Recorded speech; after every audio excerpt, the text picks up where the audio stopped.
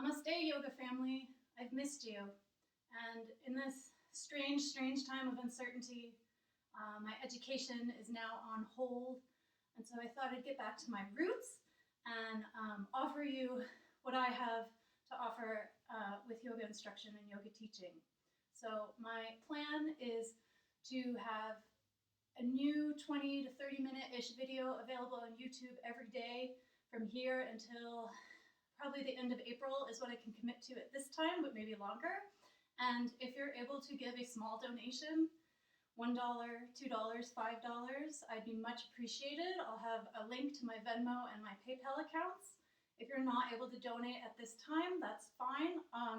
Please still benefit from the yoga and just pay it forward in kindness wherever and however you're able to. So for our yoga practice today, let's start lying down on your back. From there, draw your knees into your chest, and we'll get right into it. On your inhale, extend the legs up and the arms overhead. Exhale, lower your arms, place your feet on the mat, knees bent, preparing for bridge pose.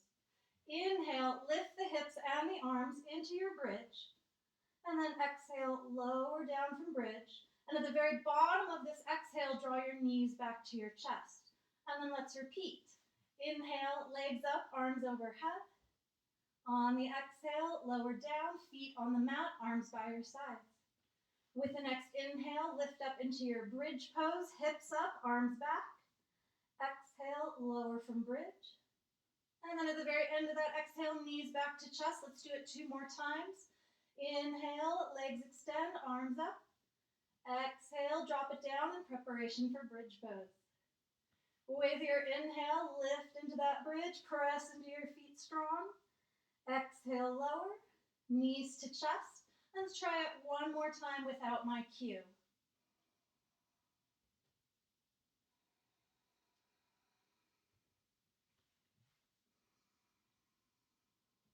As you finish this round, knees come into chest, wrap your arms around those legs, and then rock any way that feels good. So you can go side to side, you can go up and down along the back, or you can circle your knees one direction. And if you're circling, make sure you circle the other direction as well. From here, we'll return to bridge pose, but changing up the breath pattern to add a little more stimulation to the GI tract, the digestive system. So start with your arms overhead. Take a big inhale here, no movement. And then exhale, lift up to the ceiling. Push all the breath out of your lungs. Hold your breath out. You're empty of breath. Suck your belly button back towards your spine, known as Uddiyana Bandha, and then lower down as you're holding your breath and sucking your belly in the entire time you lower. Once you hit the bottom, take a big inhale, fill the lungs. And again, as you exhale, lift the hips up, empty the lungs completely and fully. Hold your breath out, suck the belly button in, strong compression forces in the belly, in the navel center as you lower down. And then again, as you touch down, take an inhale, and let's do it 2 more times. Big exhale to come up.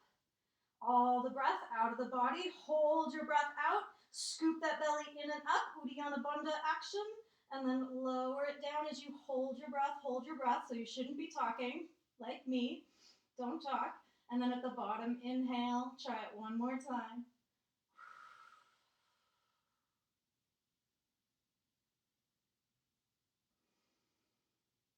And then at the bottom, draw your knees to your chest, rock a little side to side. So when we work with the digestive system, strengthening the digestive fire to process food, to process emotions and events, this in turn helps keep our immune system healthy as well. So we're kind of doing double duty with that Uddiyana Bandha action today. So now go ahead and set your feet on the mat and open your feet about as wide as your mat. So a little wider apart than hip distance. Take your arms out long, and if you're like me, you have a wall in the way over here, just do the best you can. And we'll go into the windshield wiper twist. Big inhale here in center. And then exhale, drop the knees down to one side. We'll go side to side, either way. Inhale the knees back to center. Exhale, knees over. keep going. See if you can get into your breath count here. Inhale for a count of 4. Exhale for a count of 4. So you can count that mentally to yourself as you move. Exhaling to one side. Inhale to lift back into the middle. Let's go one more time each side. And then if you can remember which side you started on, land there, and then let's hold the stretch. So as you hold this position, the stretch should be in the outer thigh of whichever leg is this one. Let's not worry too much about it. And then let's place that opposite foot up on top of the thigh. So it should look like this. If you're here, you gotta switch it out, okay? It's not this, it's this foot on top of that thigh. Very specific directions. Now, whichever leg has the foot on top of the thigh, you can start to lean away from that leg in the upper body and catch hold of this wrist and take it over into the side stretch. So now we should be feeling a little bit of opening all through the rib cage, through the side of the abdomen. On the opposite side, a bit of compression. Breathing here.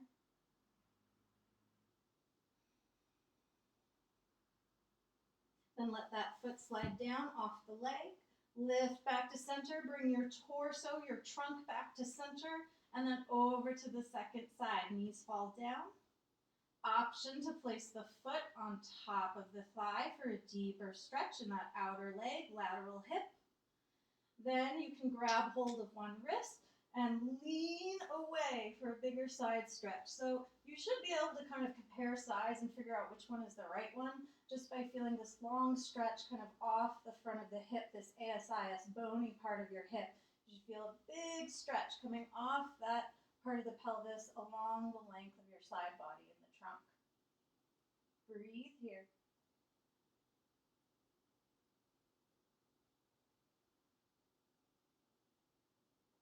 And then slowly release the whole thing. Come back into the middle. Bring your trunk, your head back into the center. Hug your knees to your chest. Rock any way that feels good. Then you'll cross your ankles. Rock up and down along the length of the spine. See if you can build momentum here to rock yourself all the way up and over through a seated position. Oh, I came out of frame there, but hopefully you saw it. And come over to your hands and knees, tabletop. And let's start moving and warming up the spine. Inhale here. Exhale back into child's pose. As you inhale, come back onto your hands and knees. And then this exhale is a downward dog. Tuck the toes, exhale, lift the knees, press the hips up and back. Couple of rounds, same thing. Inhale, tabletop. Exhale, child's pose. Inhale, hands and knees. Exhale, downward dog. And then come back to your breath count here. Inhale for 4. Inhale, 2, 3, 4. Exhale, 2, 3, 4. Inhale, 2, 3, 4. Exhale, 2, 3, 4. Try a round on your own.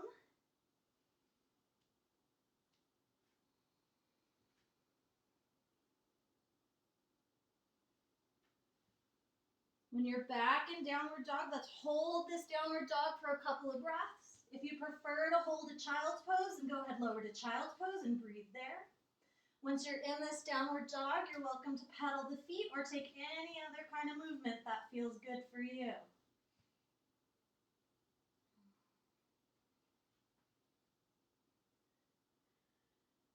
This is your downward dog. Make it feel like home.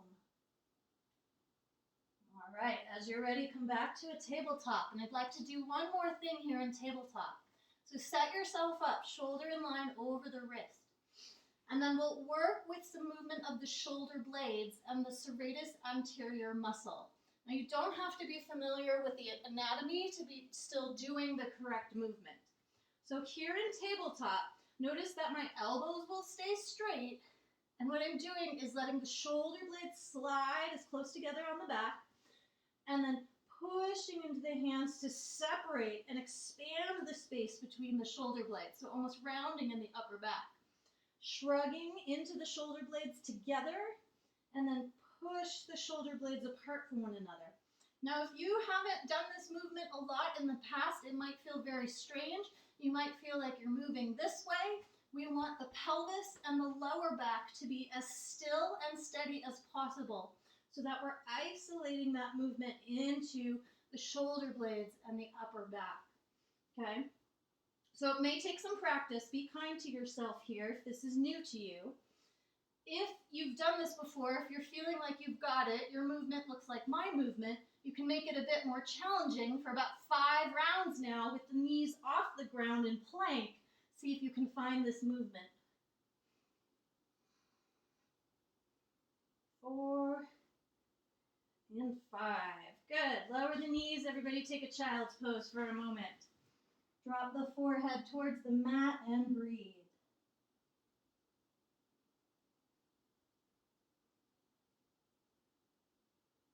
Come back to your hands and knees. Bring your knees close together and tuck your toes under. And then try sitting back on your heels with the toes tucked. You're going to get a big stretch into the soles of the feet. So I have some adjustments for you if this is not your favorite thing. You can always work here where you have less weight on the heels but keeping them tucked. You can also just sit with the feet flat and sit on the heels this way and not worry about the toes. Or another option is to sit on a block or a book or whatever you have, some height in between the feet so that there's no pressure on the heels at all. Worst comes to worst, just find a comfortable seat for yourself. And then I'm going to turn and face you. So remember, if you can, tuck your toes under, sit back on your heels, maybe even reach, and I like to tuck the pinky toes a little bit more, and then just circle the shoulders. And let's release that shoulder isolation that we just did a moment ago, and then switch the direction of your circle.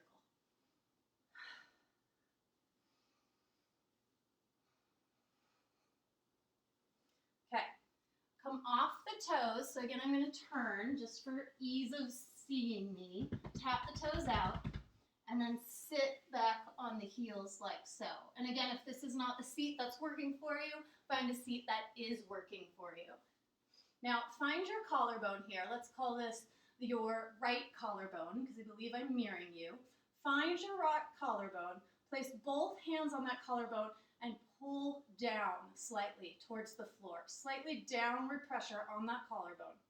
Turn your head about halfway to the left, in the opposite direction of the collarbone you're holding. Not turning all the way as far as you can go, just about halfway. And then lean or tip your left ear back towards your shoulder. Feel this line starting to stretch through the side, through the front of the neck. This is your sternocleidoid mastoid muscle, your SCM for short. It should feel pretty good to give this guy a stretch. If you're not feeling it, then I want you to just start turning, tilting, rotating your head and neck until you find a stretch that feels good to you. Breathe here.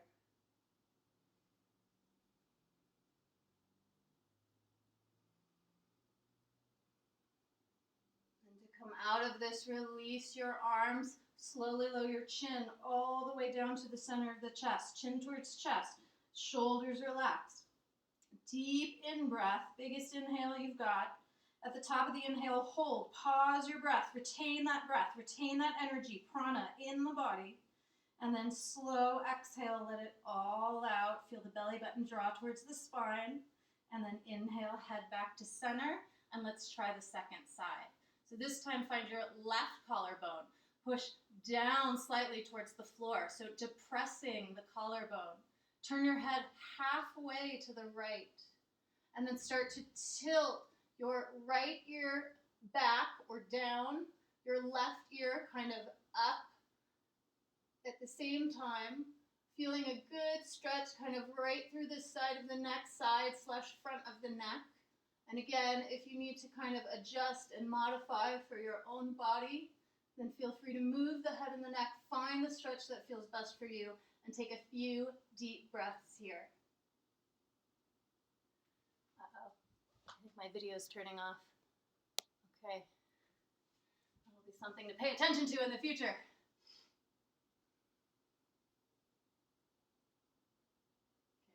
Lower your chin to your chest, relax your arms. Big inhale here. At the top of the inhale, pause, hold your breath into the body. And then long, slow exhale out. Feel the belly button draw back towards your spine. Inhale, head back to center. Let's come on to hands and knees, tabletop. Actually, I'm going to actually have you come all the way down onto your side because I think this is going to be more important here. So what I'd like you to do is lie on your side, and you can either prop your head on your hand or you can let your arm come all the way down and rest your head here. Before you do that, look at your legs. Your knees are bent, and then your heels are in a straight line from where your hips are. So if you look from your hip down the line of the body, you should see your heels kind of in line with those hips. That's what we're going for. And then hopefully from your hips to your shoulders as you come down onto your side is in a pretty straight line. So you can lower the head or you can be here, and we're going to do some clamshells. So if you're familiar with Pilates or if you've done these in physical therapy before, you know them. They're not exactly a yoga pose, but they are super beneficial for you. So we're going to move this top leg, and you're going to lift and then lower. Okay, well, I just got a package, so we got a little interrupted because somebody knocked on the door. But we were here, we were on your side, we were doing some clamshells where you lift the top knee, keep the feet together, and then bring it back down. Lift and lower. So here are some options. You can put the hand on the floor in front of you. You can reach that hand up towards the ceiling. For a little bit of an added challenge, you'll put your head down on this bottom arm, and then you'll create space in the side of the abdomen here. So you're lifting your belly off the floor as you lift and lower this top leg. So this part stays engaged so that you're also using your core at the same time as you're strengthening this outer thigh. Okay, so I didn't count how many we're going to do. The idea would be that you would do them until you lose your form or feel fatigued, like you couldn't do another one. It wouldn't be possible. That would be in a perfect world, right? So maybe you can do them for a minute. That would be great. And then we'll do one more exercise here on your side. But now we're going to work the bottom leg. So straighten the bottom leg out. Take the top leg, bend the knee, place the foot somewhere in front of that leg. It's not super specific about where it has to be, wherever it can be. And then look at yourself again. Get that heel of your bottom leg in line with your hip so you're in a nice straight line. We don't want to bring this leg forward. We won't get quite the same effect that way. If you're feeling really strong, you can again lift and create this little dome, this arch space of your abdomen away from the floor. And then bottom leg nice and strong, you're going to lift it up and place it down. So now working the inner thigh muscles. And again, if you have that stability, you can take the top arm up.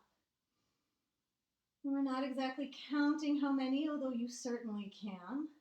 I'm going to say roughly 30 seconds to a minute, or whenever you feel like you lose form or absolutely cannot do another one. So I know that sounds vague, but it's kind of the physical therapy way rather than the yoga way of doing things, which is that you're going to do this until you tire yourself out. But we only have so much time in our video today, so let's do two more. Inhale on the way up, exhale on the way down, and then let's switch it out, and let's do it now for the other side. So I'm going to turn so I'm still facing you. Find that straight line, your hips in line with your heels, starting with clamshells. Top hand can be on the ground for more balance or up, and then lifting and lowering that top leg. I don't feel like I'm straight. There I am. Lift, lower, lift, lower. Keep going. Inhale on the way up, exhale on the way down. Maybe creating this space and engaging core muscles at the same time. Keep going. Notice if you're tightening or tensing other areas of the body, if other areas of the body are trying to help. Don't let them help. focus, feel the engagement here. Also, we don't need to be lifting so high that we're rotating the pelvis back. Okay, it's a small movement so that this top ASIS, top bony part of your pelvis, stays directly in line with the bottom bony front of your pelvis. Let's do 2 more here. We'll call that good. Straighten the bottom leg. Put the top leg down in front, sole the foot on the floor somewhere, somehow. And then let's start lifting and lowering the bottom leg. Oh, this one feels more tired, huh? You can point your toes, you can flex your toes, either way. Super beneficial stuff, you guys. So many of our activities keep us in kind of the front and back plane. Running, biking, hiking, all of these activities work the front of the legs and the backs of the legs, but not so much the inside and outsides of the legs. So we need to remember to keep strengthening and being mindful, aware of inside and outside of the leg as well, so that we stay balanced. Breathing hard here, you guys. It's not easy for me either. But know that sometimes there are many causes of knee pain that have a relationship to either weak outer thigh muscles or weak inner thigh muscles. And so doing these little exercises, inner and outer thigh, clamshells, and then this adductor lift here can be really, really beneficial for reducing pain in the lower half of your body. All right, last one, because I'm getting tired. Let's call it there. Flip over onto your back, onto your belly, excuse me. Clasp your hands together behind your back, interlace those fingers, legs are nice and long, point your toes. Inhale, lift the chest, reach the arms back. Gaze can be slightly forward. Don't crank the neck here, but look at the ground about 6 to 8 inches in front of you. Take another big inhale, see if you can lift up higher, and then exhale, lower. Hands can come under the head to rest. Wiggle your hips a little side to side. And if you like the version where you bend the knees and let the feet sway side to side, go right ahead. And let's press up through a tabletop. You'll draw the legs out in front of you, however that works for you. We're going to go into bound angle Baddha Konasana. So again, I'll sit facing you. Soles of the feet together, knees wide. Spine nice and tall and long. Big inhale here. Exhale and fold. Take some deep breaths. And come back to your Samavriti practice. That inhale to a count of 4, exhale to a count of 4. Samavriti, inhale and exhale are the same length.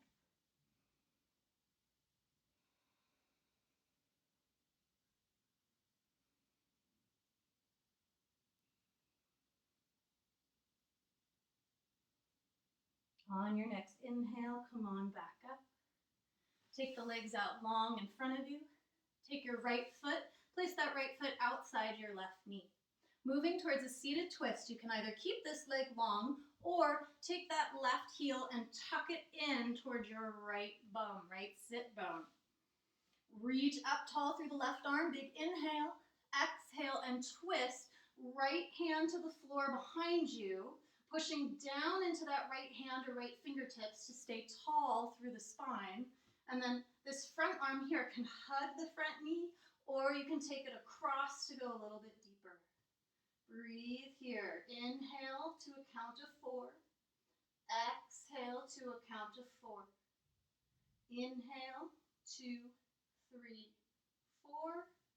Exhale, 2, 3, 4. Inhale, 2, 3, 4. Exhale, 2, 3, 4. One more breath here. Slowly unwind, come back to center. Switch the legs opposite of where they're at. So now the left foot comes across. Right leg can stay straight or tuck that right heel in.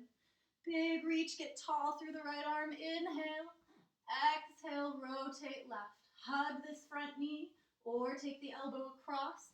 And then your back hand acting as a kickstand. I'm just going to turn on this side so you can see what my back hand does. I like to stay up on the fingertips to push down to stay tall. You could also be on the hand, although for me that puts more pressure on the elbow. But the idea is to stay out of this posture. Stay out of this posture. Keep it nice and tall. Broaden across the collarbones even as you rotate. Come back to the breath. Steady inhale, steady exhale.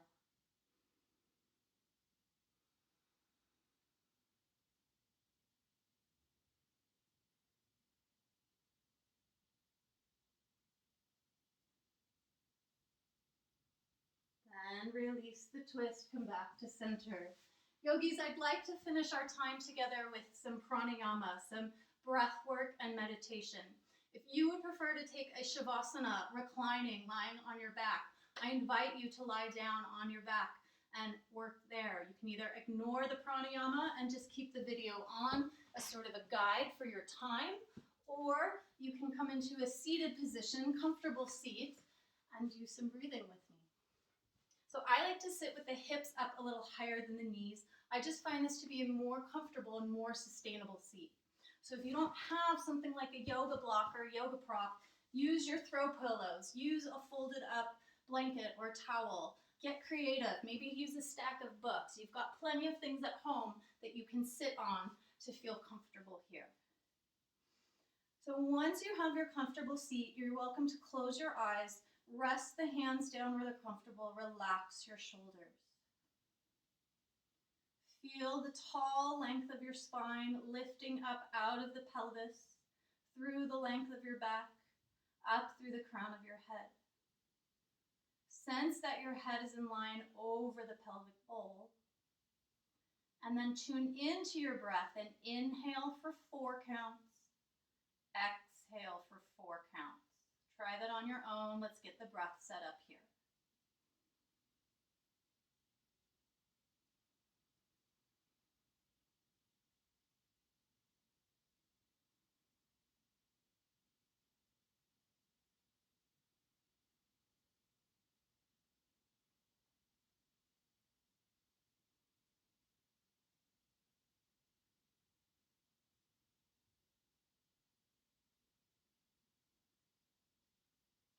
I'd like to move into alternate nostril breathing, Nadi Shodhana. So you can use your right hand. I'm going to also use my right hand, so I'm no longer mirroring you. And with your right hand, tuck your index finger and your middle finger down into your palm, so that now you have a thumb on one side and you have your ring finger and your pinky finger out on the other side. Gently press the ring finger against the left side of the nose, gently closing off the left nostril, and then inhale through the right for a count of 4. And at the top of your inhale, close off both sides of the nose, one side with thumb, one side with ring finger. Hold the breath for 4 counts. And then you'll release your ring finger. Exhale out the left side of the nose. Inhale 4 counts through the left side of the nose. Close off both sides. Hold the breath for 4 counts. Exhale out the right side. So I'm going to count it now with you. We'll inhale right. 2, 3, 4. Hold. 2, 3, 4. Left. 2, 3, 4. Left again. 2, 3, 4. Hold. 2, 3, 4. Exhale right. 2, 3, 4. Inhale right. 2, 3, 4. Hold. 2, 3, 4. Left. 2, 3, 4. Left. 2, 3, 4. Hold. 2, 3, 4. Right. 2, 3, 4. Try it on your own.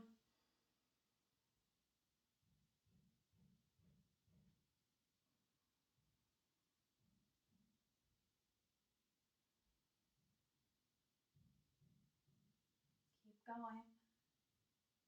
Couple more rounds.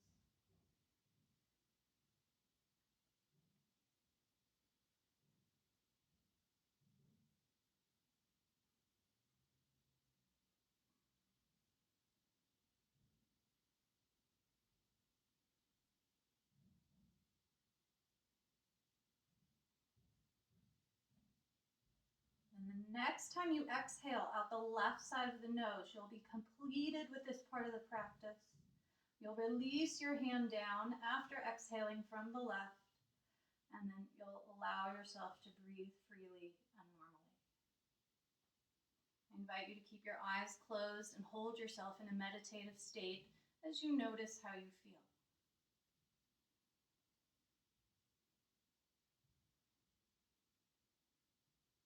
I'd like to share a brief story with you. I've shared this with some of you before.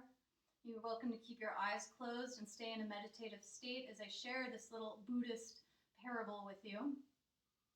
So once upon a time, there was an old farmer who had a horse, and then his horse ran away.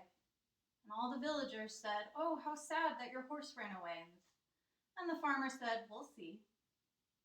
And the next day, the horse came back, bringing with him 3 wild horses back to the old man's farm. And everyone in the village said, "How lucky you are that now you have 4 horses when yesterday you had 0. And the old farmer said, "We'll see." The next day, the farmer's son tried to mount the horse and tame them, one of the wild horses. And the horse threw him, bucked him off, and he broke his leg. And everyone in the village said to the old farmer, "How sad that your son broke his leg." And the old farmer said, "We'll see." And the very next day, people came to recruit for the war, and they were taking all healthy young men with them to go off to war. And because the farmer's son had a broken leg, he wasn't able to go off to war. And everyone in the village said, "How lucky you are that your son didn't have to go with." And the farmer said, "We'll see." So I share this story with you because there is a lot of uncertainty in the world today. And it may seem as though it's good or bad or one way or the other way right now, but the truth is we don't know what will happen in the future. And I think the idea behind this story, my understanding, is that the Buddhists try to lean into that unknowingness and accept it for what it is, and allow themselves or try to find a way to be calm and to be steady no matter what the external world is throwing at them. So with that being said, namaste, yogis and yoginis. It's been a real pleasure to practice with you again. I hope we can do it again in the very near future. Like I said, my goal is going to be to try and release a video every day on YouTube here for the next month, hopefully through the end of April. We'll see what actually happens because we'll see. But if you're able to donate, we'll have that link available in the description of this video, as well as if I can figure out how to put it up here, we'll do that. And if you're not able to donate, please just pay it forward in kindness, however you're able to these days. Namaste, everyone. Have a beautiful